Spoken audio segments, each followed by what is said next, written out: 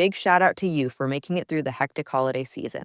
This new year, get clean, quality, pregnancy nutrient support off your to-do list, including Ritual's best-selling Essential Prenatal Multivitamin, designed with 12 traceable key ingredients to support a healthy pregnancy. With big changes coming up, take the small steps now and start today with 30% off a 3-month supply at ritual.com/podcast. These statements have not been evaluated by the Food and Drug Administration. This product is not intended to diagnose, treat, cure, or prevent any disease. If you're a maintenance supervisor for a commercial property, you've had to deal with everything from leaky faucets to flickering light bulbs. But nothing's worse than that ancient boiler that's lived in the building since the day it was built, 50 years ago. It's enough to make anyone lose their cool. That's where Grainger comes in. With industrial-grade products and dependable fast delivery, Grainger can help with any challenge, from worn-out components to everyday necessities. Call, click Grainger.com, or just stop by. Grainger, for the ones who get it done. Hey there, Ryan Reynolds here. It's a new year, and you know what that means. No, not the diet. Resolutions. A way for us all to try and do a little bit better than we did last year. And my resolution, unlike big wireless, is to not be a raging and raise the price of wireless on you every chance I get. Give it a try at mintmobile.com/switch. $45 upfront payment required, equivalent to $15 per month. New customers on first 3-month plan only. Taxes and fees extra. Speed slower above 40 gigabytes on unlimited. See mintmobile.com for details. Live at lunch. You are looking live. Live at lunch. Live at lunch with Ott and Hanny on 104.5 ESPN, Baton Rouge. What the hell's going on out here? Now, here's Jimmy Ott and Charles Hannegriff. Yeah, for some reason or another, you sound a little taller on radio. Is it live? Is it live? Is it live?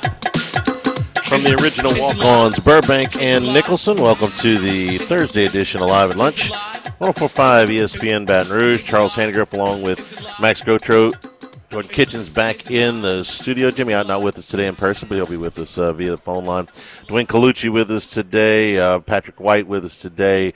Matt Humans with us today. We'll have a lot of different opinions on both the NFL divisional round of playoffs and the national championship game. But we got to get to a story that just came through about 30 minutes ago from WBRZ. Sources telling the WBRZ investigative unit that Colin Hurley, LSU freshman quarterback, was involved in a car wreck on campus about 2:45 a.m. this morning. Hurley's Dodge Charger crashed into a tree on South Quad Drive and Highland Road near the south gates of the LSU campus. Officials say Hurley was unresponsive but breathing. A crash report says firefighters pulled Hurley out of his vehicle. He was in and out of consciousness and had a large cut on his face. The cause of the crash has not been released, but officials say the impairment was not suspected. Hurley's a freshman from Jacksonville, Florida, just finished his freshman year. So a very serious situation there, obviously, and we're going to keep you up to date. But he was, again, in and out of consciousness and had a large cut on his face. But they were able to pull him out. So if we get anything else on that, obviously, pretty scary situation with Colin Hurley. Max, if I had any more, I'd give it to you. Honestly, this came through about 30 minutes ago, and so that's all I know. And if we get anything more, we'll give you. All right. How are you? Good morning. Morning. How are you, Troy? It's a tough segue. It's a serious okay. It's a serious story, old, but yeah. I simply don't have any more than that to be able to tell you. So, good morning. You're going to be with us for the first part of the show today before you're off to Cleveland.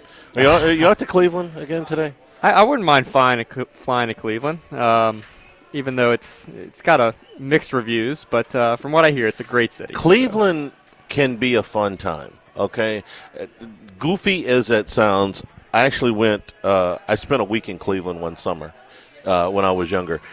Why? Because if you go to Cleveland, first of all, go in the summer, don't go in the winter. Okay? Yeah, not a good time of year right now. The weather's lousy. Here's how in the hell do you have a good time in Cleveland? Okay, first of all.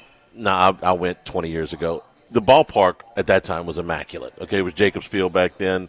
The little retail area and by retail I mean cocktail area around the stadium is pretty good. They got a really cool place called the Drunken Parrot right across from the outfield. So it's a lively atmosphere. I mean, every baseball game, okay, is a big deal. You know, there's performers out there, music, the whole deal. If you want to go to the Rock and Roll Hall of Fame, if you're a rock and roll fan at all, if you just like music, period, the Rock and Roll Hall of Fame is cool. You can have a great time at the Rock and Roll Hall of Fame. We spent a day, and I could have spent 2.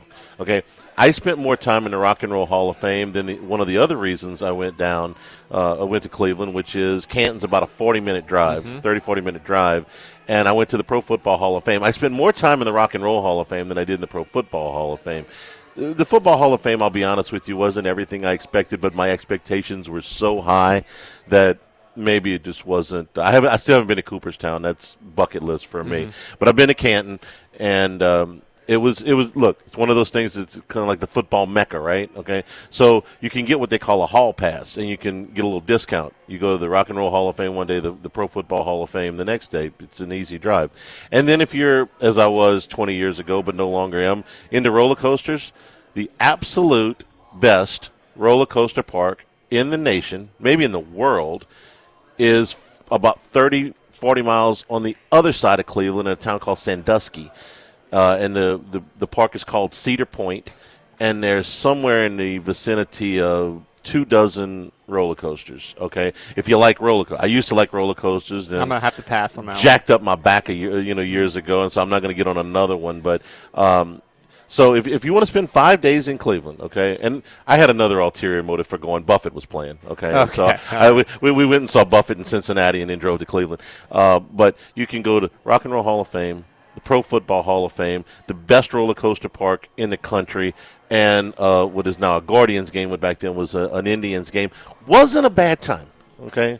Some unique stuff in Cleveland. That's better than the Cleveland tourism video on YouTube. If you ever have, I don't know if you've ever seen that, Charlie, but is that the one where the slogan is "At least we're not Detroit"? Yes, yeah, correct. I've heard it. Moscona likes to play it for it. It's funny as hell. Oh, it is. Great song, great YouTube. Look it up if you haven't already. No, I get why Cleveland has that reputation. Okay, it's cold most of the time. It looks dreary. It's maybe the only place in America where the lake actually caught on fire. Yes, that's part of it. Yeah. I mean, if the lake catches on fire, there's not a whole lot of defending that. There's some cool stuff to do in Cleveland. Anyway, you work with the guys in Cleveland. So right now, are you like the how to put this? The most despondent pro football fan in America? You have to work with guys that cover the Saints and the Browns? So that, and I also do some Jets and Giants post games. So that is also pretty bad. You couldn't get work like in Kansas City or something? I mean, yeah, that would be nice. At least I could, say I was involved, get some insight on some of the better teams. But no, I just know who the bad teams are and know to avoid them on Sundays. But Jets, Giants, Saints, Browns. It's quite a quadruple. Did you lose a bet with God or something? I mean, I don't know. It'll come around. The Saints have won a Super Bowl in my lifetime. They've been good through most of my lifetime, so I can't complain too much about the Saints. It's bad time. But. I can complain about that press conference. I did it. Yes, you did. I did it earlier this week. That's fair. I wrote a column that is coming up on LouisianaSports.net that has my thoughts about the future of the franchise. And we coming out found either today out or tomorrow. Aaron Glenn prefers the Jets to the Saints, so I understand it, but that's been reported. And you understand it? Explain it to me. Well, if you don't mind the market, if you don't mind dealing with the market itself, I think the team is probably better. Maybe the ownership isn't, but the team is better. So isn't that a bigger deal? Okay, here's my deal. If the market bothers you, you're probably not cut out to be a head coach anyway. All right. If you are influenced by and I get the New York market, the media market there is exponentially bigger and tougher than it is most other places. I would say Philadelphia is smaller but just as tough. Chicago is a little bit smaller but just as tough. But if that stuff bothers you, if that stuff bothered you, it would bother me hiring you as a coach. You need to be able to block that out. The owner is a much bigger deal to me because you can't block out the owner. The guy comes in. Anybody out there, you got a job, wherever it is you work, if you don't work for yourself, okay, maybe even if you do work for yourself, your boss comes in and tells you to do something, and you're like, man, that's just wrong, okay? Not only do I not want to do that, that's not the right thing to do. What? You don't have a choice, right? The boss comes in and says, dude, it's their company. So when the boss comes in and tells you you have to play this quarterback, guess what? You have to play that quarterback. When your boss tells you, those guys in Washington who for years, spent weeks and weeks and weeks of film evaluation and, going to pro days and going to combine and looking at film and doing all of this stuff. And 15 minutes before the draft, here comes the owner, 3 cocktails in off of his boat saying, draft this guy. You got to draft that guy.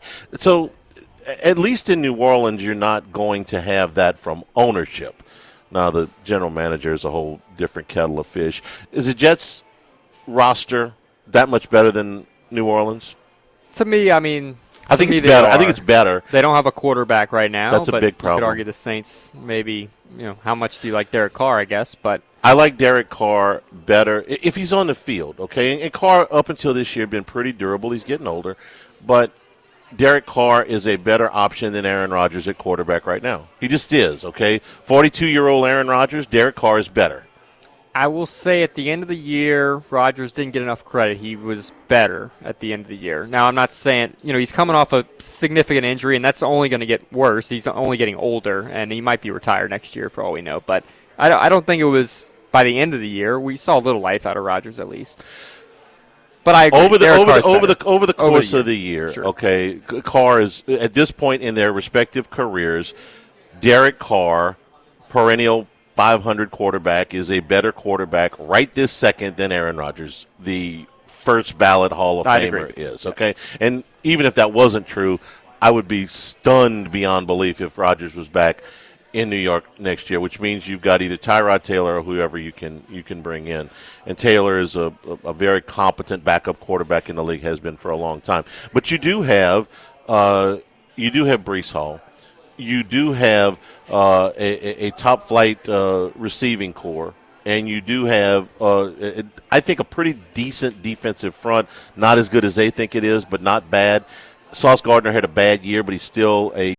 If you're a maintenance supervisor for a commercial property, you've had to deal with everything from leaky faucets to flickering light bulbs. But nothing's worse than that ancient boiler that's lived in the building since the day it was built, 50 years ago. It's enough to make anyone lose their cool. That's where Grainger comes in. With industrial-grade products and dependable fast delivery, Grainger can help with any challenge, from worn-out components to everyday necessities. Call, click Grainger.com, or just stop by. Grainger, for the ones who get it done. Young and dynamic cornerback. I mean, there are players there to work with. But I don't know that I think it's a little bit better than New Orleans. I don't know it's a lot better than New Orleans. But Aaron Glenn's vote's the only one that counts. Right. So if Aaron Glenn prefers the Jets to the Saints, and look, it's not like I'm leading a charge for Aaron Glenn to be the head coach. My thoughts on him are I've said this 3 or 4 times. I think Aaron Glenn has paid his dues and has worked his way up the ladder and has done a really nice job in Detroit this year. No, not a nice job. He's done a great job considering all the injuries he's had. But if he comes to New Orleans, he will be, through no fault of his own, lumped in with Mickey Loomis.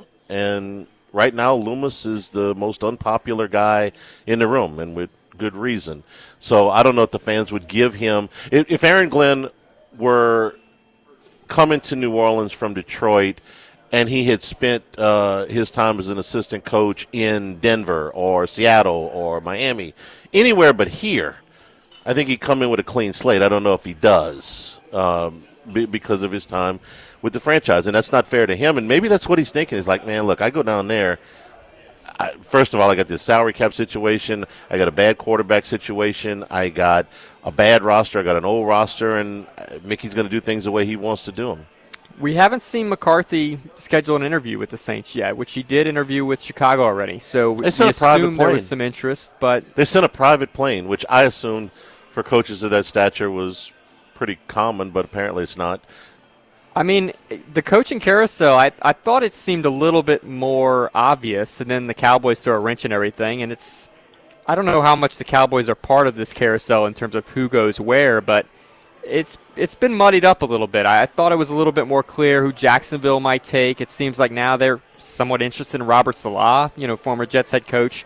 It seemed like Liam Cohen was the shoe-in my mind from He interviewed the Bucs. yesterday, right? He finished up yesterday. But, the odds are suggesting it's a little more open everywhere. So, there's a lot of – if you're trying to figure out who the Saints head coach is, we all understand that they're not the top head coaching search of this cycle. You have to kind of do the math on where everyone else goes, and it's a little bit complicated right now. This is the one area that I pay no attention to the odds. Everything else that we do, I pay attention to the odds. But on this, I pay no attention to the odds because this is the situation where they are guessing the same way we are. And there's somebody somewhere who knows for sure, but that person ain't talking. If they are, then they don't get to be in the next coaching search. The odds, we've seen this done a bunch of times with both college and the NFL. You get odds that are put up. This guy's going to be the coach. They are so bad wrong. Most of the stuff you can't bet on, by the way, unless you're in one of those offshore books. Like any of the books that we work with, can you actually – You can bet at the Queen. You can bet on the Cowboys' next head coach. Okay, but not the Saints. But not the Saints. Oh, they're the Jets. Okay, so the Cowboys are a special situation. But most of the stuff you can't bet on, and the reason is that if the books actually let you bet on the odds that they put out, and it's not even the books, it's more offshore guys, right? Yeah, there's some. If they actually let you bet on this stuff, they are so far wrong with this stuff most of the time. And I'll tell you, the Saints' favorite for these offshore books, as it is, has switched 3 times now. They don't about know. A week ago, it was Joe Brady, was about minus 200. Last I looked, Aaron Glenn was favored, and now we're seeing, perhaps with the news that Glenn might prefer Jets as a destination, Mike McCarthy's now favored at minus 250. But as Charlie mentioned, the odds are incredibly wrong on these sort of foreshadowing news markets that are out there. I said on Tuesday, or was it Monday, that I thought Mike McCarthy would be eventually offered the Saints job. I still believe that. I didn't know then if he would take it. I still don't know if he'll take it. But I think that at some point, and it won't be publicized unless he takes it, probably, I think he'll be offered the job. I can make a case that Mike McCarthy's best case scenario for the Saints. It's something I do in my column, while acknowledging that it's going to excite very few people. If you dig into Mike McCarthy a little bit, you see that his record is almost identical to Sean Payton's. Almost identical. I mean, down to the game. And almost identical to Mike Tomlin, whose tone, you notice, was a lot different in his end-of-the-season press conference than Mickey Loomis. Put them side by side. And if you didn't know what anybody's records were, the tone that Loomis had, which was, we're doing all the right things. We just had some bad luck, with injuries and stuff. And Tomlin, who has not had a losing season in his 18 years in the league, says, no, I'm not selling optimism. I don't think that's appropriate at this point. I want to be working right now. Well, if you didn't know the records, you'd suggest that they were flipped. But Tomlin's record, McCarthy's record, Payton's record, they're almost identical. Their career resumes. All of them have won a Super Bowl.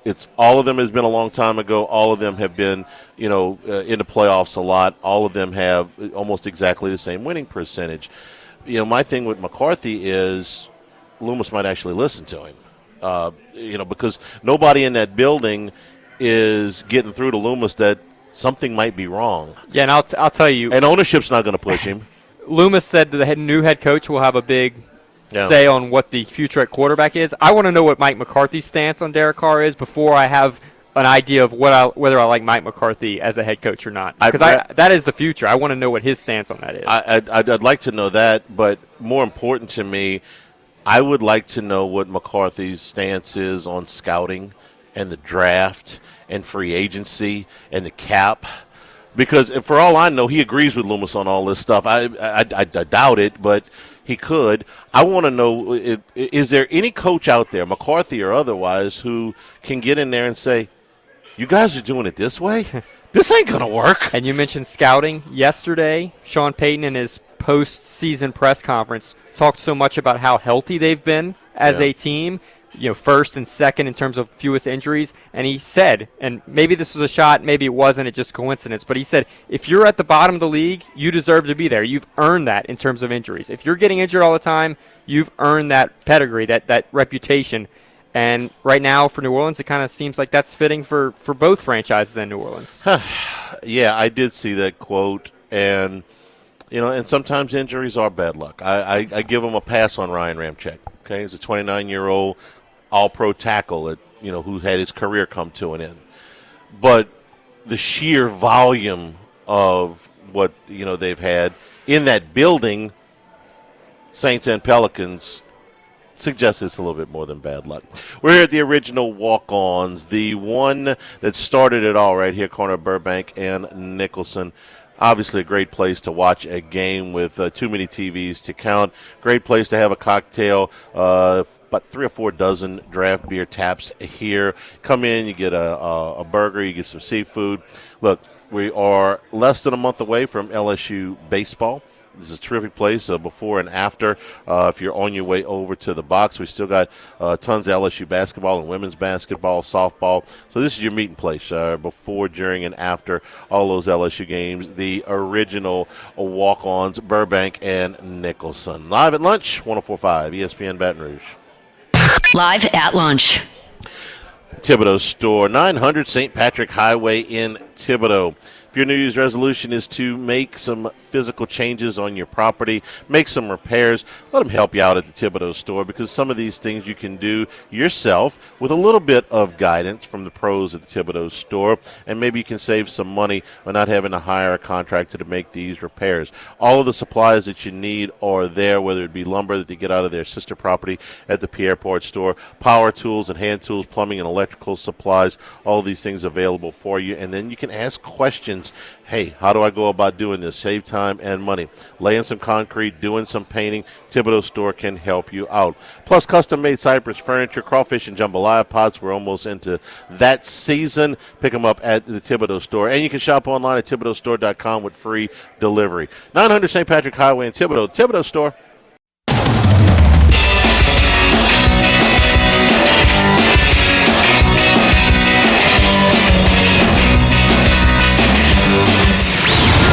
Lunch with Ott and Hanny from the original Walk-Ons on Burbank on 104.5 ESPN Baton Rouge. Crawfish season is upon us here at Walk-Ons, off-site or on the patio and in the courtyard.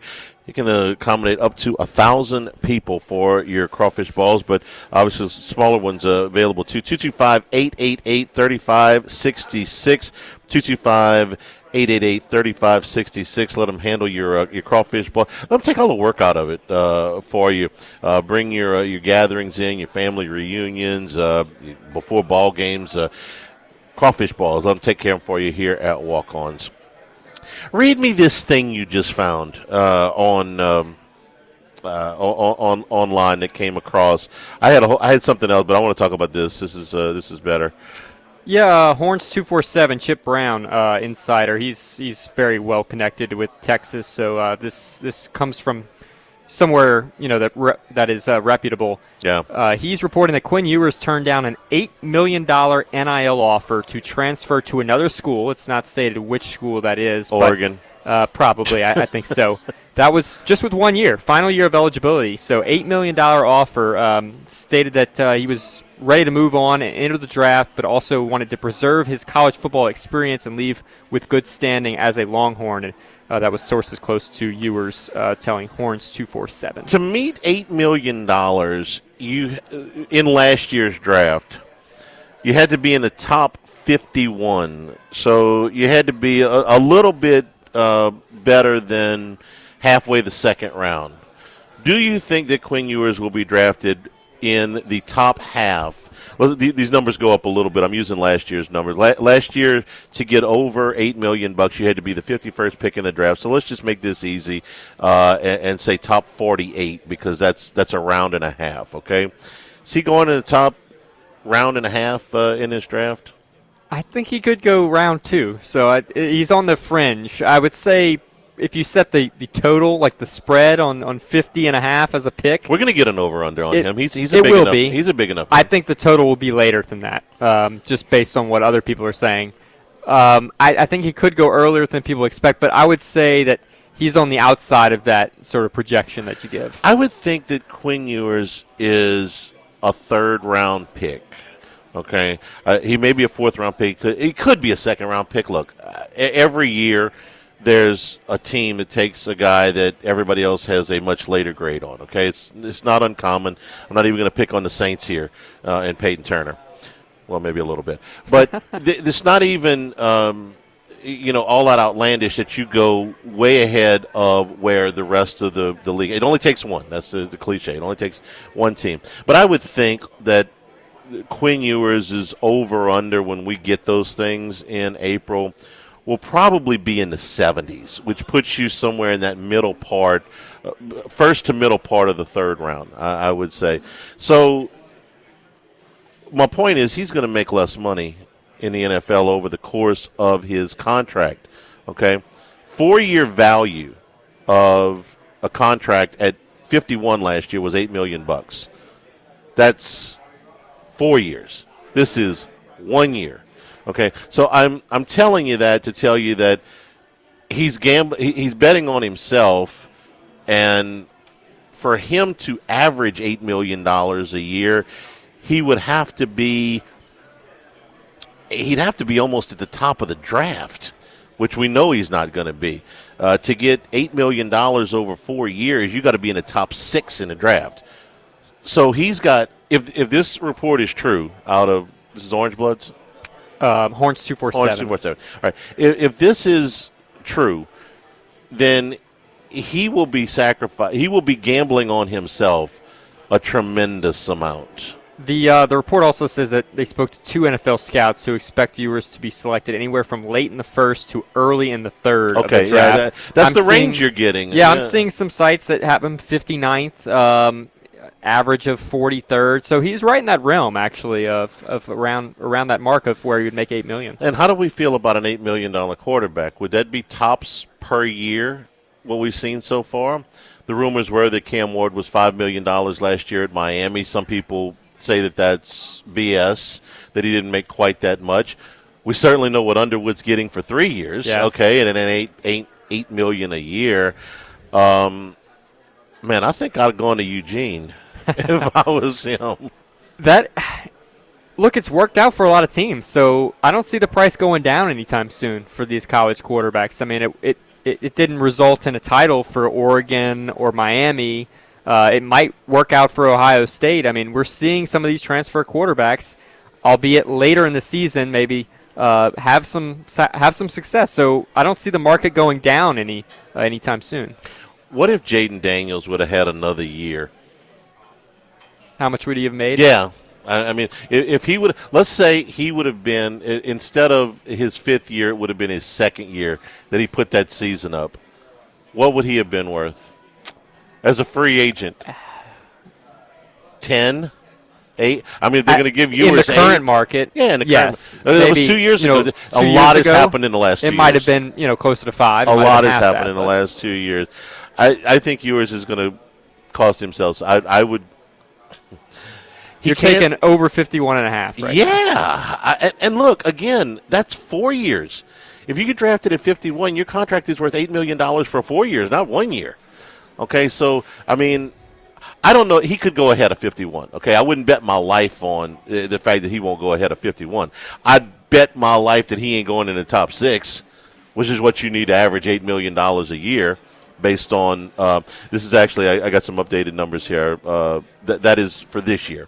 Okay, so to get $8 million a year for this year, he got to be in the top 6. He guaranteed, absolutely, positively, he ain't going in the top 6. I'm very confident. I'm with you on that one. Of that. We're brought to you by Total Maintenance, AC and heating, generators, electricity, plumbing. Total Maintenance, your one-stop sales and service shop for all of these needs since 1980. Their slogan has been service today, every day, so you're not going to sleep uncomfortable. Full service staff in both Baton Rouge and New Orleans. They are an authorized dealer for Carrier, American Standard, Daycan, and Rheem AC units, Generac, and Cummins generators for all your electrical and plumbing needs as well. In Baton Rouge, it's 480-1000, 480-1000 in New Orleans, 841-3300. Service today, every day at Total Maintenance. We'll take a break. Going out to Las Vegas, Colucci with us when we return. Live at the original Walk-Ons, live at lunch. 104.5 ESPN Baton Rouge. Live at lunch. United Community Bank, the local way to bank big with locations from Baton Rouge to Golden Meadow. We've been serving the people of Southern Louisiana for over 50 years, including their newest branch at Burbank and Bluebonnet. Our great team at United Community Bank, Heath Meir, Nicole Glover, Prentice Wilkes, Hunter Creed, David Campbell, and David Henry. You know, running a business can be difficult enough without the right relationship with your bank. With United Community Bank's local business bankers, you're not just a number, you're a partner. United Community Bank, member FDIC, equal housing lender. It's time. It's now Colucci time. Dwayne Colucci is back to give his best picks on 104.5 ESPN Baton Rouge. And we return here at the original Walk-Ons, Burbank and Nicholson. We bring in Colucci. How you doing this morning? Good morning. Charles, what's going on, my buddy?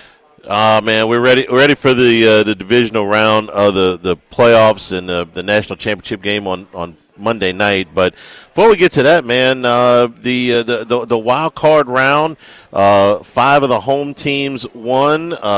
4 of the favorites covered. 5 of the games went under. How'd you guys make out on wild card weekend? Hey, we didn't do too bad, Charlie. I can't complain. You know, it was great. You know, we had several games with two-way action, and we did have the Commanders who helped out. And, you know, definitely Houston was a focal game for us. We made some good scratch on that game, but the books are not complaining here in Las Vegas. Definitely a profitable weekend, and the handle was just amazing. You know, it's such an exceptional handle and marketability when you have such popular teams. You know, when you have Buffalo out there, you have a team like Minnesota, even though they lost, they had 14 wins. You know, you got the Eagles playing. It's just phenomenal football. That Eagle-Green Bay matchup, you know, was very exciting. And most of these games were, you know, how I anticipated would turn out. Public didn't anticipate the games as well, but that happens sometimes. What was the support on the Commanders, the one road team that won? Because we cited this stat a whole bunch about rookie quarterbacks on the road in the playoffs, but Jaden Daniels bucked that trend. I know it was good for the books. Was there much public support on Washington Sunday night? Very little, I'll be honest with you. You know, that wasn't the game that we really had massive handle on, but it was good handle. Most of the people were backing Baker Mayfield. I think, you know, everybody was buying into those trends about the rookie quarterbacks, especially on the road. But, you know, case in point, you saw earlier in the season, I should say a few weeks back, where Mayfield couldn't beat Dallas in a situation where they needed the victory. And I was making comparisons to where the Commanders are a far superior team to my Cowboys. So you knew that Mayfield was going to have his hands full, and you always have the possibility of him making a mistake, which he did, and that ended up playing right into the Commanders' favor. Plus, you have a very hungry rookie quarterback. You have an offense, Charlie, that could control the clock, and that definitely helped the Commanders' chances in that game. The weather didn't hurt them at all, and this has been a team that has, you know, found a way to win all year. They have the best rookie in the NFL playing for them, and it's going to be a lot more difficult this week. Don't kid yourself. But talking about that game against Tampa, I felt they had an excellent chance, yet the public was definitely steaming the Tampa Bay Buccaneers. You know, they just felt that Mayfield was going to put up a lot of points with Evans and those guys, and it just didn't happen. The game remained close, and once again, Washington did not punt the football, which is a key stat. They have done that several times this year where they play ball control. Jaden Daniels is a master at it, and the kid is a rookie. Listen to us. Just a phenomenal, phenomenal talent. And now you're looking at getting 9 points against the Detroit Lions. Totally different animal here, though. Goff is a monster. You have Amon-St. Brown. You have definitely Montgomery coming back. The whole key is you have to keep that Detroit Lions defense on the field because they've given up a lot of points this year, and that's why you're seeing a 55-point total in this monster matchup. But Detroit's 15-2. They got the job done against Minnesota, just destroyed them for the number 1 seed. Rested now for a week. Let's see if Dan can get them in ultimate shape. They should be okay. They're starting to get healthier and healthier. Weather won't play a factor because this is an indoor venue, but, you definitely have to keep Jaden Daniels off the field. And, on the other hand, the Commanders want to keep that Lion defense on the field. That's the whole key of this game. Let me guess, you guys are still taking over action even at that inflated number. Oh, yeah, of course. But, it did actually, it did come down a slight tick. I think we opened it at 56, which we did, Charlie. So it's down to 55. You're going to get the Lion parlays with the over, and we're seeing already the 2-to-1 ticket count on the Lions. And definitely you're going to see that total teased down. So, the over becomes even more nammering on a 49 as opposed to a 55 if you tease it down with the 6 points. So, there's still a lot of betting selections left, and teasers will be very prominent in this divisional round, especially with the favorites, Lions and Chiefs, and the total of your choice, whether you think it's going to be low-scoring affair in that brutal cold in Kansas City or a high-scoring affair between Detroit and the Commanders. All right, so the Chiefs is the other game, Chiefs-Texans on Saturday. And we know about the Chiefs. They win almost all the time. They cover less frequently, although they came into the end of the season, the last 3 games that they played that they were trying, throw the game with the Broncos out. They actually covered in the last 3 after they had gone 7 weeks in a row without covering. So this number's over a touchdown. What do you think, Texans and Chiefs? What are you seeing? Well, another game where we're seeing a 2-to-1 ticket count, on the Chiefs naturally. Houston, they got the job done last week. Don't get me wrong. They played a great, great game of football. But this is a totally different scenario now. Kansas City Chiefs, an outdoor cold weather team, rested, starting to get a little more healthy. But we have to watch the health of those offensive weapons and Patrick Mahomes. Patrick Mahomes is definitely much more versatile and, I believe, elusive than CJ. He ran the ball pretty well last week, but the whole season it seemed like he had happy feet and he would stand in the pocket too long. You don't want to do that against this Kansas City team. But like you did say, Charlie, 3 out of the last 4 were covers for the Chiefs after having that terrible, terrible spread record leading into the playoff drive and late season. But, they rested all their players last week. They didn't show you anything. And that's always how Andy Reid is. You got the best quarterback in the game that's leading this offense.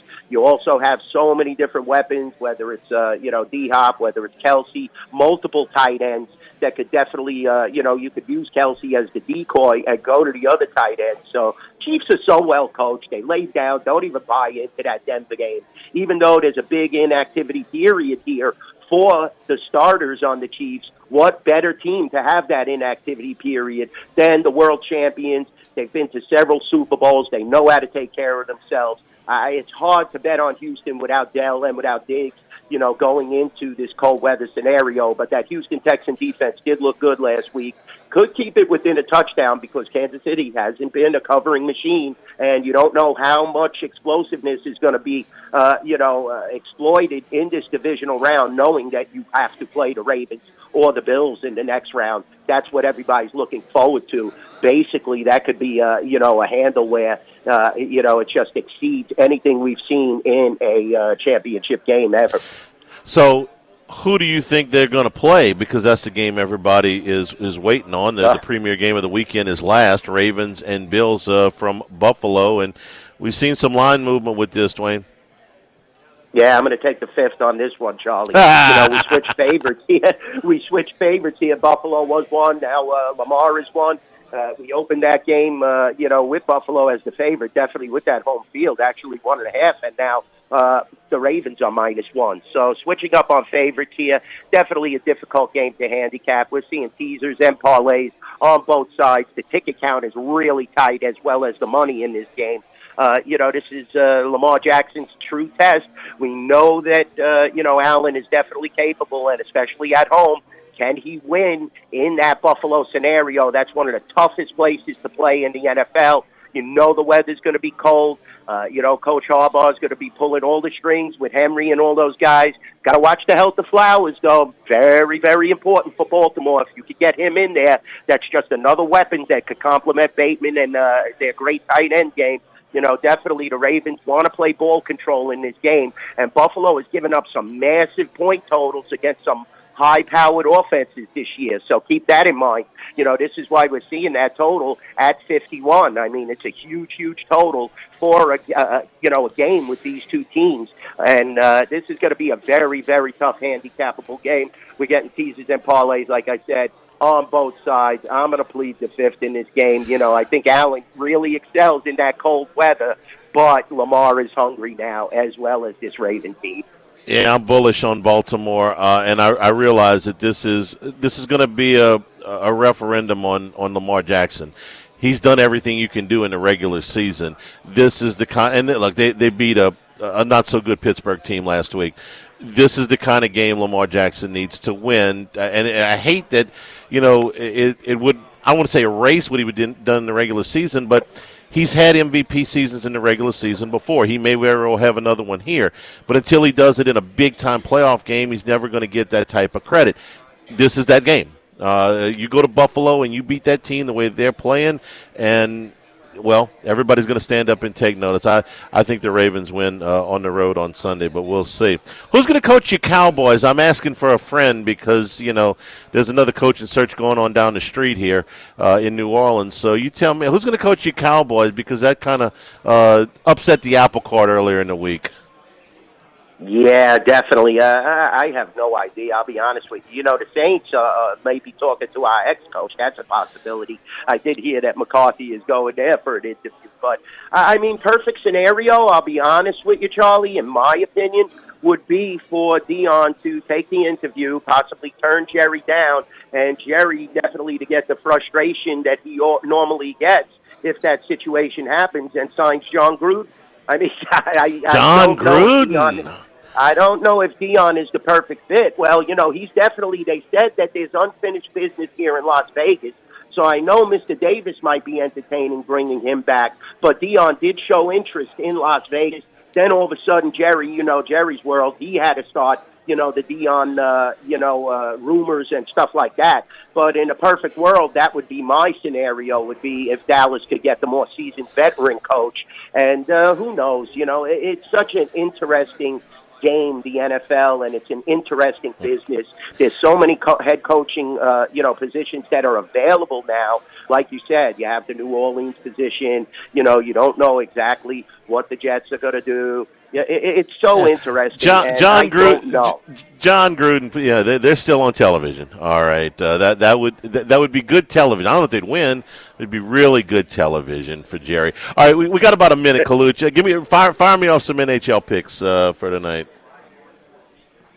Yeah, definitely, Charlie. We have we were 1-2, I believe, last week. Wasn't that great? This is a very, very tough card. You're seeing some big favorites out there. The Nashville Predators, 255. Dallas Stars are way too inflated against the Montreal Canadiens, seeing a minus 210. And, it was a great game last week, the Canadiens and Dallas at the Molson, the Bell Center, I should say, in Montreal. I think Montreal is going to be very geared up. They're playing at a high level. I believe they won 8 out of their last 10. Still riding high. They're in a playoff drive. Turned the season around, 21-18-2. Let's take a plus. The Montreal Canadiens tonight in Dallas. This is definitely going to be a solid matchup, much closer than what this money line is stating. Minus 210 at the Rampart and South Point on the Stars. So definitely you shop around, you're going to get some plus 180, on the Montreal Canadiens, and I like that a lot. I like the Avalanche tonight. Colorado, minus 115 at home. Edmonton, they exploited Minnesota last night, but I'm still not sold. Edmonton, they're a great regular season team. Colorado was very banged up, made a goalie switch. Colorado could be the best team in the Western Conference, despite Edmonton and the Vegas Golden Knights and the LA Kings doing nothing wrong. They just have to gel together. They have to get all that going. And Colorado definitely tonight, minus 115 at home, is a play, in my opinion. Oilers have a very good record on a back-to-back, but still, coming into Colorado is a much tougher scenario than they faced most of the season. I'm taking a shot tonight with Colorado. Slight favorite there. You may even see a plus if you wait on this game, because Edmonton is such a popular team, Charlie, in the market, and keep that in mind. So we have 2 picks tonight, going with the Avalanche and the Montreal Canadiens. You're the best, Kaluch. Have a great weekend, and we'll talk to you. We'll talk to you before the championship games next week. Thanks a lot. Sounds great, Charlie. Love you guys. Love everybody in Baton Rouge, and stay safe. And say hi to Jimmy out there. I will. I appreciate it. We'll take a break here live at the original Walk-Ons Live at Lunch, 104.5 ESPN Baton Rouge. Live at lunch. Chad Reynolds, a Legacy Title, 296-0060 for all of you real estate closings. Ashley Donald, Mariana Haynes, Adrian Galata, Michael Platt, our great staff at Legacy Title. Buying, building, refinancing. Nobody chooses but you. Choose Chad Reynolds, a Legacy Title, 296-0060.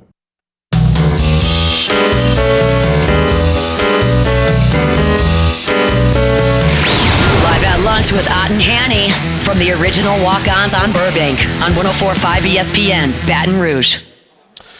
Again, to recap for those of you that are joining us, WBRZ reporting that Colin Hurley was involved in a one-car accident at 2:45 this morning on South Quad Drive and Highland Road. The cause of the crash has not been released, but officials said impairment was not suspected. He was out of consciousness, was cut on his face, and firefighters pulled Hurley out of his vehicle. That is what we have right now. And if we get any further information on that, we will update you towards the end of today's show. Come back with Matt Humans in Las Vegas from the original Walk-Ons Live at Lunch, 104.5 ESPN Baton Rouge.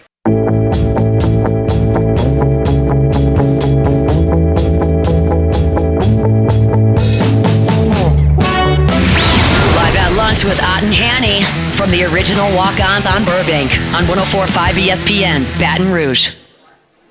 And we come back here at the original Walk-Ons Burbank and Nicholson crawfish season upon us.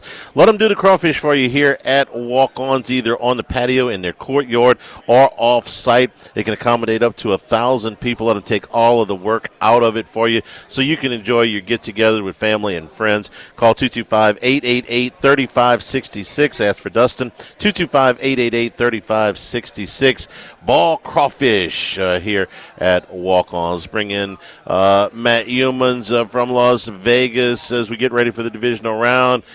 Matt, how you doing?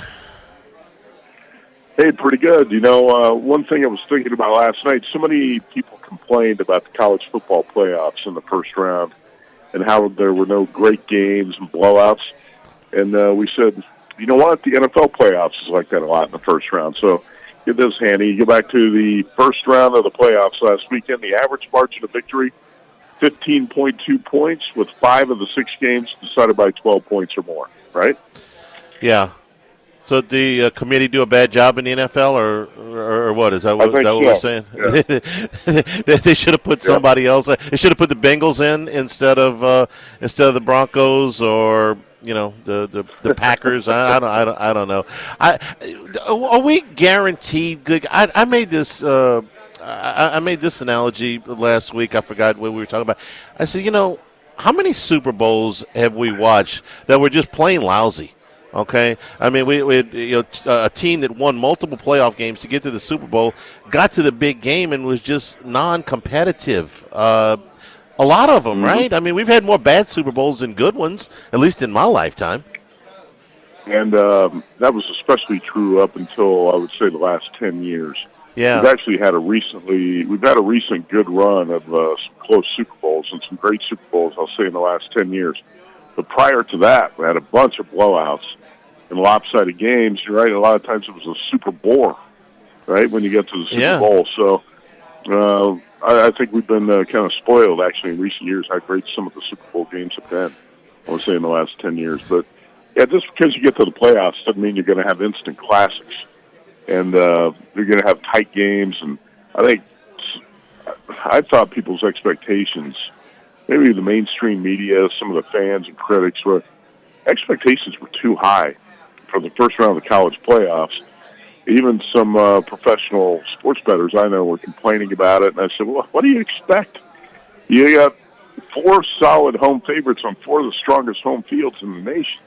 Notre Dame, Texas, Ohio State, and what was the 4th one?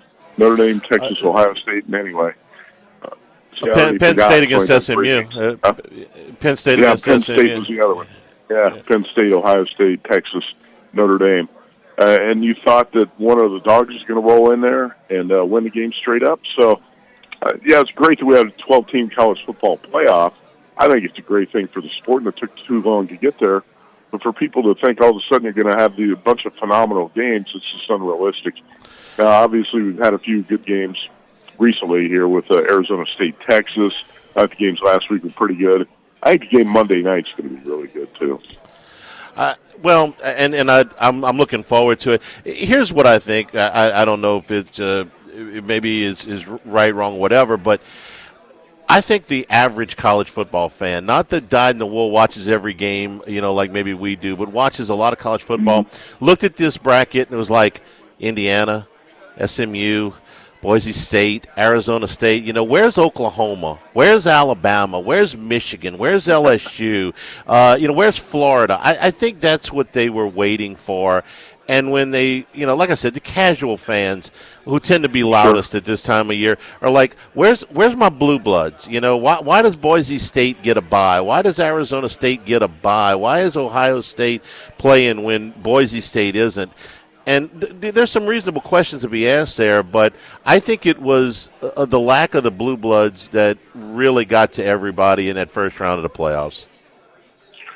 I think that's fair. That's probably an accurate statement and a fair one to make because, when you have a playoff without Alabama and LSU and Oklahoma and teams like that, it probably does lessen it a little bit. Probably would have had better if those teams were a little bit better and had made the playoffs.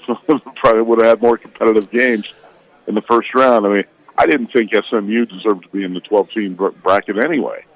Look at SMU's resume, and you had guys on ESPN stumping for SMU, and I'm like, who'd they beat?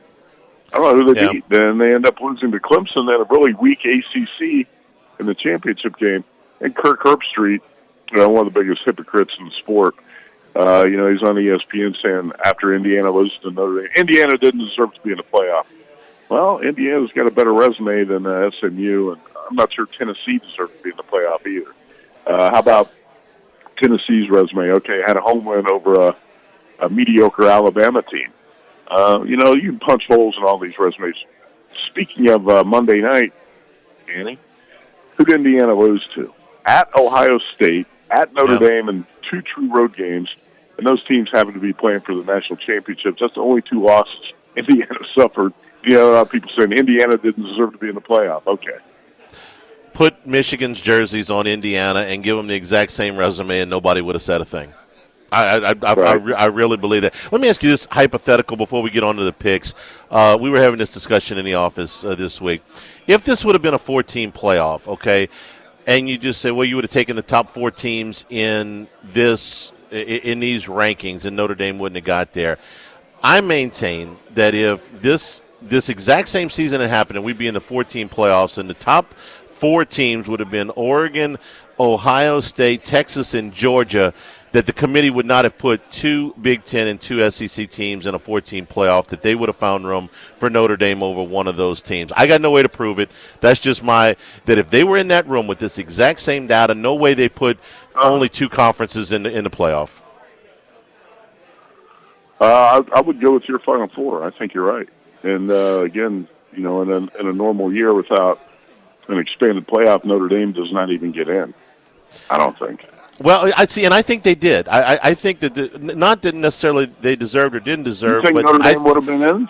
I do. Here's why. Okay, if they would have sat the top 4 teams, I think would have been the 2 SEC teams and the 2 Big Ten teams. Not Ohio State, Penn State, because Ohio State lost at the end, resume wise. But I think in that room they would have found a way to put Notre Dame in over one of those 4 teams. Not Oregon, because they were undefeated. Because they were not going to keep it Big Ten and SEC exclusive. That, like I said, I got no way to prove it. That's what I think would have happened. We'll never know. I don't know. It's interesting. I think Notre Dame was the number 8 seed, right? Yeah, they were the 7th seed. Yeah, and I think they would have found a way to put them in. Yeah. That's just that's my conspiracy theory for the week. I'll put the tinfoil hat down. What's strange about that? Yeah, I don't know exactly how the backroom politics work.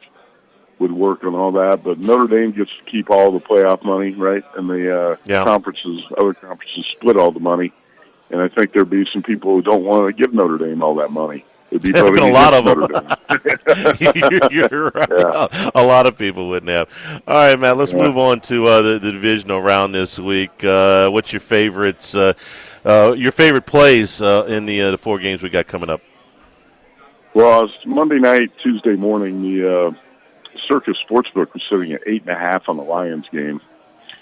So the first bet I made, I said, I got to play this because favorites of 7 points or more in this round of NFL playoffs have an incredible record going back years. I had to look it up. I researched it last night, and it's 90+% straight up. I played Chiefs -2, Lions -2.5 on a teaser. And you could still play that same teaser. I think you'd have to play a 6.5 pointer to knock the Lions down to 2.5. But I don't see as big a Jaden Daniels fan as I am. I cannot see Daniels and the Commanders rolling into Detroit and winning this game. It's a lot to ask of a rookie quarterback to win back-to-back road playoff games. And I don't think Daniels is going to do it this week. Just for one thing, the Washington defense has got some holes. Commanders are going to have to win a shootout in Detroit. And I thought the Lions' defense looked a lot better in Week 18 with Alex Anzalone, the linebacker, back on the field. Detroit defense was much improved in that Week 18 game against the Vikings. But Lions' offense certainly capable of winning a shootout. And if you just look at history, young quarterbacks, young teams, a lot of times just have to pay their dues in the playoffs. You go back to C.J. Stroud and the Texans last year. You know, they blow out the Browns in the first round, and they go on the road and get blown out themselves by the Ravens in the next round. And I could see that happening here, where right now it looks like betting public's really getting behind Jaden Daniels. A lot of media hype, and a lot of people who weren't on the bandwagon are now jumping on the bandwagon, and probably too late to the party, where I think back-to-back road games for a rookie quarterback, a little too much to ask. So I got the Lions winning that game. And again, I'm not that impressed with the Texans. I know their defensive line put a lot of pressure on Justin Herbert last week. That turned out to be the difference in the game after a really slow start. The Texans were scoreless halfway through the second quarter in that game last week. I think the layoff for the Chiefs, it's a long layoff, and that could be a negative. We're talking about starters who haven't played for almost a month. I think the layoff could be a bit of a negative, and the Chiefs get off to a slow start. And the Chiefs almost always play close games. So I'm not laying the points, but I like the Chiefs on the teaser. I don't think their quest for a three-peat. This team's been really focused on a three-peat. And Kansas City's the type of team that can flip a switch and take it to a different level in the playoffs. I do not see C.J. Stroud and the Texans team underachieve pretty much most of the season going to KC and winning that game. I think that's a teaser of the league right there. KC -2, Lions -2.5. I played the Rams +6. I don't love it, but I like it. I felt like the Rams were a dangerous team for the last couple months. And one thing is, a lot of people in the handicap, they look at season-long statistics. Look at the Rams' defensive statistics over just like the last 8 weeks. It's a young defense. It's really grown up and matured. And this Rams defense is much better than it was the first time the Eagles went to L.A. and won that game. Let's see, that was Week 12. 37-20, the Eagles won out in L.A. Saquon Barkley, 255 yards rushing. He had 70 and 72-yard touchdown runs in that game. Well, I think this Rams defense playing on a much different level, higher level than it was at that point. If you take out Week 18, when the Rams rested most of their starters, in the last 4 games, the Rams defense has allowed 9, 9, 9, and 6 points. And if you look at Jalen Hurts and the Eagles, something about that passing game that's not on the same page.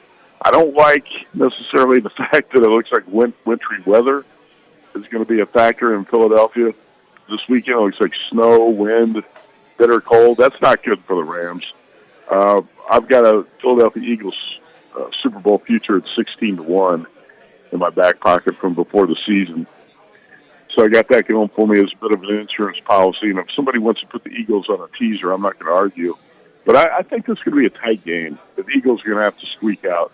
And hopefully the weather's not too much of a negative factor for the Rams. But when you watch that game Monday night, I'll tell you what, I know the Rams blew out the Vikings, but their offense was not dynamic. 292 total yards.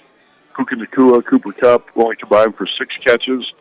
Rams can do a lot more offensively than they did Monday night. I think that's kind of a good thing, that they didn't show it all Monday night and they didn't explode, because there's potential for them to do something much bigger in this game against Philly. And going back to what I was talking about with the Eagles, against the Packers, I thought a pretty unimpressive offensive performance. 2 for 11 on third downs, 290 total yards. I know the Cowboys are hot on Kellen Moore as an offensive coordinator and a head coach candidate. I don't think Kellen Moore has done a great job calling plays in this Philly offense. Saquon Barkley's covered up for a lot of flaws in the Philly offense. So Rams +6. And also, I just don't know what to do with the Ravens-Bills game right now. That's a decision I'm probably going to make on the weekend. It seems like 9 out of 10 people I talk to love the Ravens, and that's probably bad news for Baltimore. But I'm going to wait on that one because I don't have a strong opinion. Do you? Yeah, I'm one of the 9. I've been bullish on Baltimore all year. I think it's a smart team, it's a smart organization, and Derrick Henry's the difference. Lamar's been great in the regular season before. He hasn't been great in the playoffs all the time, although he was fine last week. I think this is his time. I think this is the time that they erase the playoff demons. And I watched that game. I know it was back in September, but I watched Baltimore physically bully the hell out of Buffalo, and then I watched them do the same thing last week to the Pittsburgh Steelers. So I'll be on Baltimore, and if Lamar spits a bit, I'll be the first one to say I was on the wrong side, but I'm on Baltimore here. I think the defense has been a whole lot better the last 6 weeks of the season. Even if Lamar spits the bed, and I don't think he will. I think it's a field goal type of game. Either way, even the people who love the Ravens, I understand it because I'm leaning Ravens myself, but I hate it when 9 out of 10 people like one side in an NFL game. I believe me, we've all felt that pain. Before we let you go, Ohio State and Notre Dame, we're looking at 8 here now with the Buckeyes on Monday night. I took 8.5 with Notre Dame. And you know what? Circa opened this number 10.5, and there was opportunity to grab 10 in Vegas, and I didn't do it, and I'm regretting that, but I still take 8.5. I think that's good enough. Notre Dame's got a way to drag teams into the mud and make them play their style. And Al Golden, defensive coordinator, does a hell of a job despite all the injuries Notre Dame's had. Mike Denbrock, the offensive coordinator, is doing a really good job with Riley Leonard, and I thought the Irish were much better with their vertical passing game last week against Penn State. And I like this Irish coaching staff. I think they find a way here to keep Notre Dame in this game. I'm not saying Notre Dame's going to win the game, but there are a lot of things in that Ohio State performance against Texas that you can punch holes in, including Chip Kelly's play calling again on the offensive side. And I know it's a 28-14 game, and you look at the final score, but I had a lot bet on the Buckeyes handing last week, and I'm sweating bullets at the end of that game. They were lucky to survive, and again, lucky that Steve Sarkisian doesn't know how to call plays when he gets in the red zone 2 years in a row in the playoffs. You remember how he screwed up the game at the end against Washington last year, right? Yeah. Really poor play call. Yeah. And the one this year, that second down call, that toss sweep, he gonna take that one to the grave. Yeah, he gonna take that one to the grave. That was the worst one I thought of all of the ones. I thought that was the worst one. Matt, we appreciate your time, man. Thank you so much. And we'll talk to you next week for the championship games. Matt Humans from VSiN out in Las Vegas. We'll take a break here at the original Walk-Ons, Burbank and Nicholson. We're also brought to you by Home Bank, Louisiana-based since 1908. You can get fantastic returns right now on long and short-term CDs with low minimum balances available right now at Home Bank. Talk to one of the local bankers here in Baton Rouge and Corporate, Sherwood Forest, Longform Village, or on Bluebonnet. Every Home Bank location also in New Orleans and Acadiana, North Shore, Natchez, and Houston. Visit home24bank.com for more information. Home Bank, member FDIC. Live at the original Walk-Ons, live at lunch, 104.5 ESPN Baton Rouge. Live at lunch. Workbox Services can handle all of your movable storage needs, commercial and residential. Our shipping containers come in various sizes, 8x10, 8x8, 8x20, 8x40, not just one size. These units can be customized for any use. Custom lunchrooms, offices, work sites for plumbers or welders, dual purpose, part office, part storage, climate control, shelving, lighting, using different materials, whatever you need. Give my buddy Martin Padiel Workbox a call at 343-4886, workboxllc.com.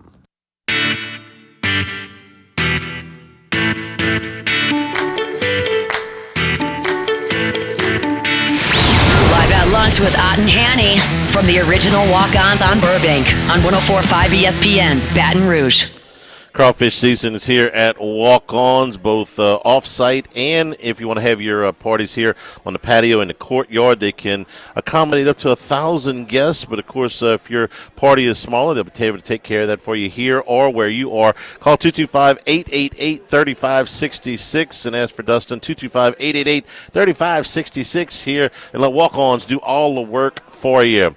Let's bring in Jimmy Ott, who will be rejoining us here pretty soon. Jimmy, good to have you. How are you? Good afternoon. Good, Charlie. Had about 20 college students at the house for a little cookout, and basically, I guess it was my introduction if I ever become a sports gambling professor. Class was in session last night, so they were all ears. It was pretty funny, but no, they. I'll be back for football Sunday.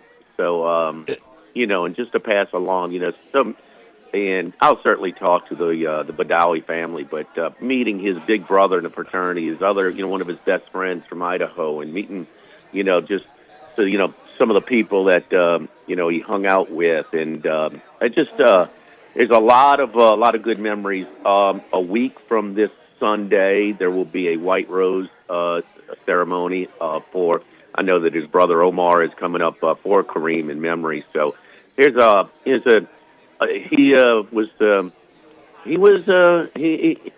just kind of a nice deal, to kind of meet, and I can share some of the memories that they're sharing with me with Kareem. So it's a productive stay over here. I'm glad to hear the healing process, Jimmy. Yes. Very good. Very good to hear. Let's talk a little basketball from last night in the league. I missed my pick. I liked Oklahoma last night. They dug themselves way too big a hole by the time they started their comeback last night. Vandy and South Carolina, real good game in Nashville. That Vandy got a putback pretty much at the buzzer to win that one. And Georgia hung with Tennessee for a half, and I thought the Vols came out in the second half just mad as hell. Georgia couldn't get near the basket I don't think they had a basket for the first 6 minutes of the second half, and Tennessee opened up. But just another night in the SEC. Yeah, let's start with Oklahoma, and that's a good win for them because these are two teams that are probably going to be bubble teams, in my opinion, from the SEC. Oklahoma, keep in mind, they stole that game. I think it was the Jordan Classic, maybe in Charlotte. But they hit the 4-point play, the LJ play, down 3. Yeah. If you remember, so they stole, and that's their best win against Michigan, who's going to be a tournament team on a neutral site. So, you dig it. I mean, valiant comeback, but my goodness, when you fall down 21 with 60 minutes to go, you're going to have a rough time. The money line parlay with Vanderbilt, it's usually always one that's either going to get you or it's going to be that nail biter. That was it. So, hey, I'll take luck, so we're able to hit that one. But in Tennessee's, Georgia's a tournament team, and Georgia's really good. And give Mike White credit, man, figuring it out because, this is probably his most talented teams, and I'm talking about the ones he had at Florida as well. So, but Tennessee at home, they're brutal. They really are. So, not going to see things like we saw on Tuesday night in Tuscaloosa, and also what was the other road win in the conference that night against Missouri at Florida. Missouri at Florida. Yeah. We're not going to see Gainesville and Tuscaloosa often, so we never say never. But I thought a little bit more according to form. Interesting late last night to Purdue, down 8 at half. How about the crowd that they brought to Seattle? I mean, it was noticeable on the broadcast, and they showed them as well. But it's kind of an interesting thing. Okay, that's something positive and fresh. How let's go to Seattle for a few days and go see our team while we're at it. That's fine, but we really do suffer for tonight's card, Charlie, because we don't have the Pac-12 teams. I'm talking about the one, and it was always Thursday, Saturday games. Yeah. Because it's everybody. You had your Southern California teams, your Northern California too. You two from Oregon, you two from Arizona, you two from Washington, and Colorado and Utah, and they would, we'd go play Oregon on Thursday, Oregon State on Saturday, and UCLA on Thursday, USC on Saturday, and we don't have any of that tonight. I mean, it's a really, really light card. So, miss that. You know what? I heard you and Matt talking about. I want to ask you and Max, including the postseason, who do you think has had the better? I understand that Lamar Jackson's got the MVP. Who do you think is the better quarterback between Lamar Jackson and Josh Allen? For this year or for the whole career? No, career, and playoffs included, and playoffs weighted a little bit more heavily. We can't disregard, the but you understand what I'm saying? I mean. Yeah, this guy might get his third, and Josh Allen none. And I think Allen's a little bit better. I don't know. So I was curious what y'all thought. Going into, and Max had to duck out to go do his podcast, so he's not with us at this point. But I would tell you that coming into this year, I would say that Allen was a little bit better if you take the playoffs into consideration as well, just because there's been some failures. This year, I think that this was a straight coin flip for the MVP. I could make a strong case either way. Jackson, they won another playoff game last week against Pittsburgh. They were much the better there. So I think this game is kind of we're talking about Matt, the referendum on Lamar. This would be that one big playoff win, especially on the road, that his resume lacks. So I would say Allen with the edge coming into this season, this particular season. Pretty coin flip. Yeah. Does it? And so people are still making bets on the MVP. Don't you think that affects?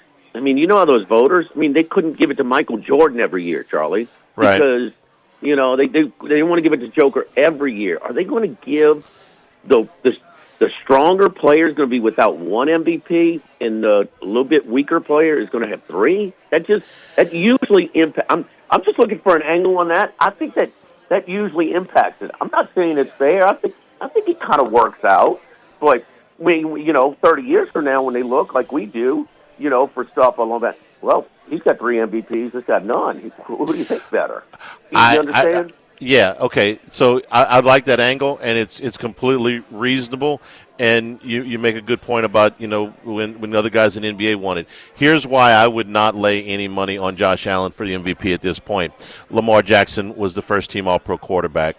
And if we're using that as a straw poll, and some of those voters vote on both of these things, if we're using that as a guideline, I wouldn't bet against Jackson at this point. So, and this is probably his best season.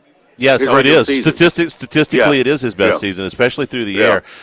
Given that he was voted the first team All-Pro quarterback, I wouldn't vote against that at this point, using that as a guide. So with that being said, how do they have a worse record than the Bills too? I can tell you that Buffalo, I don't think, lost a game that they were supposed to win all like year. The Raiders. They didn't have that Raiders game. And the Browns game too. Baltimore, that's the one thing that scares me about Baltimore, and you know how much I like them. But they had 2 games that have absolutely no explanation as to why they lost. The Raiders at home and Cleveland on the road. They should win those games 11 out of 10 times, and they didn't. So that's the one thing and I don't think Buffalo. I don't remember Buffalo losing a game that they were supposed to win this year. Like, clearly. So I don't mean it's like a 2-point favorite or something like that. I mean, clearly supposed to win. They lost to the Patriots at the end, but that game didn't count. So, that game didn't matter. So I don't think they lost a game that they were supposed to win. Their other 3 losses were Ravens, at Texans, and at the Rams. And both the Texans and the Ravens game and the Rams game were 5 points combined. So the only team that's really taken Buffalo to the woodshed the whole year was Baltimore, and it was way back in September. So that's why. They didn't have those hiccups that Baltimore did. Yeah, and Cincinnati could have beaten them twice talking about Baltimore. Could have, yes, I mean, but both of those games could have easily gone in that direction. One more from last night, and then we'll let you go. The Iowa State. Speaking of things, we're bullish on. Iowa State at home. Man, listen, they were in control of that game the whole way. It was like a 7 to 9 to 10 point margin most of the way. And then with about 2.5, 3 minutes to go, it's like, okay, well, if Kansas is going to, we're listening to broadcast. If Kansas is going to make a roll, they got to do it right here. And I think they finished the game on a 12-2 run, Iowa State, and makes this look like a complete blowout. I wouldn't say it was a complete blowout the way the score was, but boy, did Iowa State look like the better team in command. There's not a team in the country I would bet against Iowa State in Ames. Charlie, they're usually really tough at home, last 5, 10, 15, 20 years.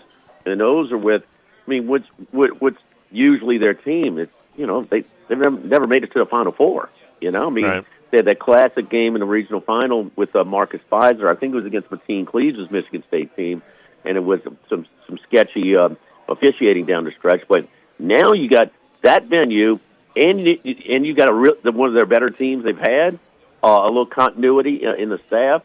Oh, man, they're going to be tough to beat at that place. And they got some really good Big 12 teams that are going to roll in there. But, no, I actually jumped on them late in Otterlock, so when it went down to 5, from 6.5 to 5. When I was on with you and Max yesterday, it was 6.5, went down to 5. I'm like, okay, I'm going to take it. And I just think, Kansas is really good. They are really good. Self is one of the better bench coaches. I mean, the big guy. I mean, he's good and he's old. I mean, they got a really good roster, and that's why they were preseason number 1. But that home court, man. We say it all the time. Look, when in doubt, you trying to make a pick or you want something, just take the home team.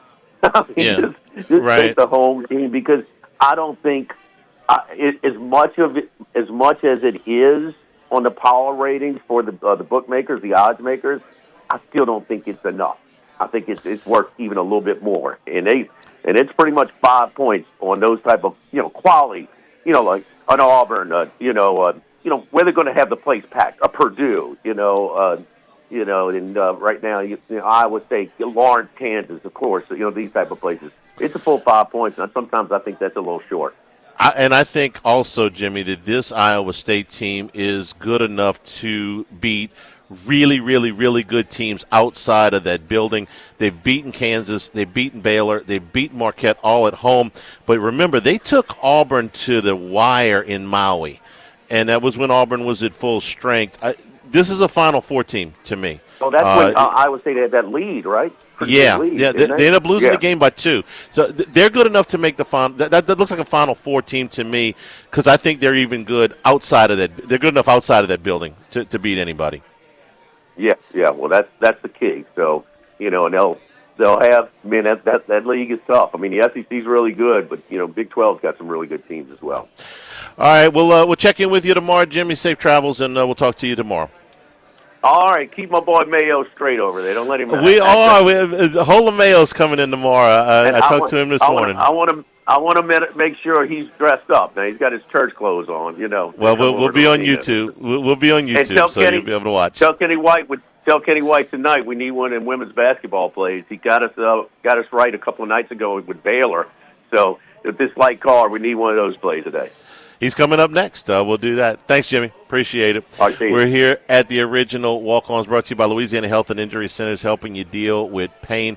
Dr. Mike Goff and his staff done a wonderful job for my family over the years. So if you got back pain, neck pain, muscle soreness, things that are keeping you from moving around, things that are keeping you from getting a good night's sleep, let them help you out. Let them ease your pain and suffering through the exercise and stretching programs that target those problem areas, all the way to dry needling, electric nerve stimulation, cryo, ultrasound therapy, or any of the techniques that they use to just get you feeling better. Airline Highway, Plank Road, Jefferson Highway near Drusilla.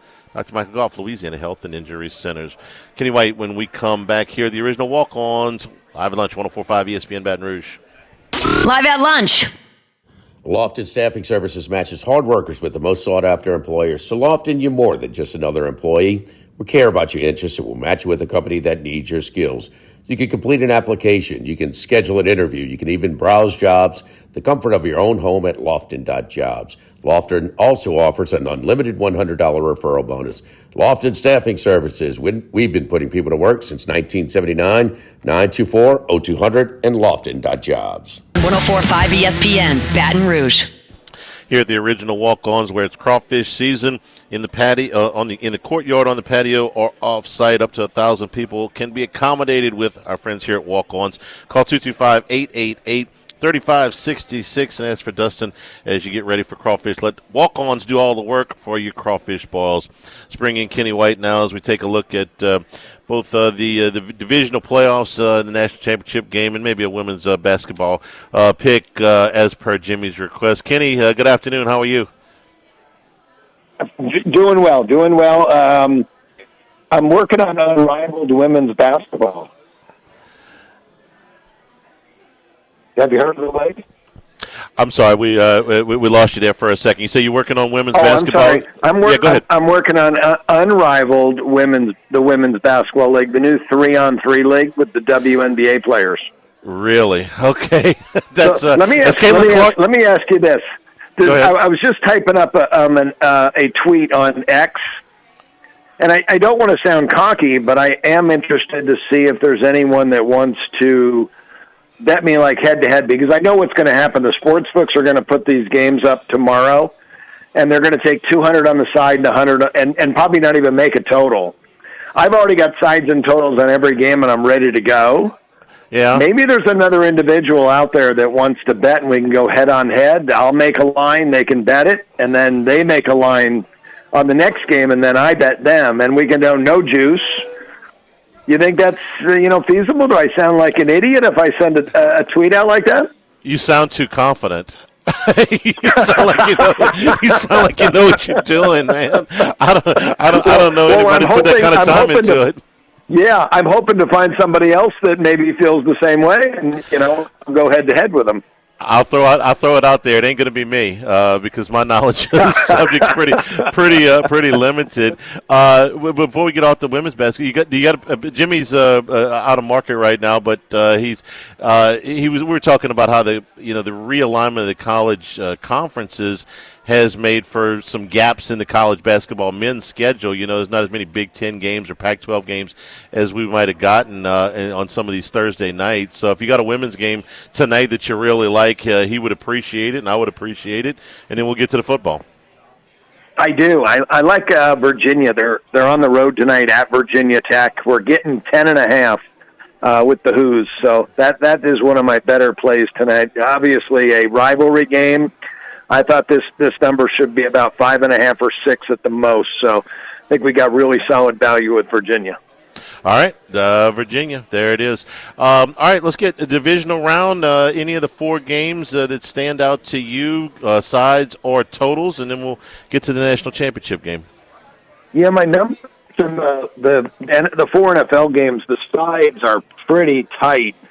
I'm looking at maybe playing a teaser with Kansas City and Detroit, but then I saw something today that and I hate trends sometimes. I love trends to talk about them. I don't use trends to bet with because you can't make money just betting trends. You got to know the talent of the teams. But I did see there's a huge trend out there that easing teams of 8.5 or more up when the opponent averages less than 24 points per game on the season has cashed like 89% of the time, and that would put Houston into that category, teasing them up to 14.5. But I think there's a better bet that Kansas City's defense is just too good. And you got Patrick Mahomes. You know the offense is going to come around. So I think they win the game, and I think Detroit wins their game. So that's going to be the common teaser. That's going to be the one the sportsbooks need to knock down. But I still think there's a little bit of value there in that. As for totals, I like the Philadelphia Ram game under. The weather's going to be windy, cold, rainy, maybe some snow. That is a grass field. Both teams' defenses are awfully good, so I bet that under already. And the other total I bet was Detroit. I went over in that game. Washington plays fast. They can score, and Detroit can score. Detroit's median score on the year in their home games, 34 points per game. This is not a good defense they're facing. I think they could get more than that in this game. I think they'll get 38. Maybe they may get 40 in the early 40s, and we're going over 55. It seems crazy because it is a playoff game, but Detroit is the better team right now. I like the strides that Dan Quinn has taken with Washington. He's a good coach. He knows what he's doing. He's built them up. But this is tough, playing back-to-back road games, and now you're playing against a rested team and the best team in the NFC in Detroit. I think Detroit gets off early, and if you want to make an early bet, I like that first quarter over, and I like Detroit to cover in the first quarter. All right, big numbers there in the Detroit-Washington game, and the national championship game, Kenny, Ohio State and Notre Dame. We're showing 8 and 45.5 right this second. The 6:30 game on Monday night. I get square. I'm going to be square once again in this one. I like it over, and Hanny, for years I used to say defense wins championships. And that's true, but I've realized over the time in my years in this and tracking football championships, when you're tracking the NFL and the Super Bowl, and you're tracking college football playoff championship and the CFL, I'll throw in there. It seems that defense gets you to the championship, and when you get there, both teams have pretty good defenses, but at that point, the team with the best offense usually wins the game. And those games usually go over, and more than they go under. So Ohio State's got the better football team. I had heard, I don't know how true it is, that they played very vanilla most of the season, if not all of the regular season. We saw what happened against Michigan. They did not want to throw the football. They did not want to let anyone know who Jeremiah Smith was. They just wanted to run, and they figured they could win games by running the ball and staying conservative. And that worked, because once the college football playoffs happened, wow, they just put a hammer down on Tennessee. Jordan, we're losing him. Jordan, tell you what, we got the pick. I'm gonna have to break here because we just got too bad a connection there. But I'm going to give you the rest of Kenny's information when we come back here. We'll take our final break, wrap things up here at Walk-Ons. 104.5 ESPN Baton Rouge. Live at lunch. Lofton Staffing Services matches hard workers with the most sought-after employers. So Lofton, you're more than just another employee. We care about your interests and we'll match you with a company that needs your skills. You can complete an application. You can schedule an interview. You can even browse jobs, the comfort of your own home at Lofton.jobs. Lofton also offers an unlimited $100 referral bonus. Lofton Staffing Services. We've been putting people to work since 1979. 924-0200 and Lofton.jobs.